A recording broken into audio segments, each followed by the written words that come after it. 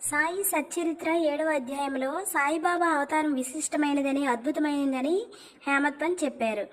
ఆయన్ని దర్శించినంత మాత్రాన ప్రజలకి శుభాలు కలిగేవి, వారి రోగములు నశించేవి, వారి దుఃఖములు సమసిపోయేవి.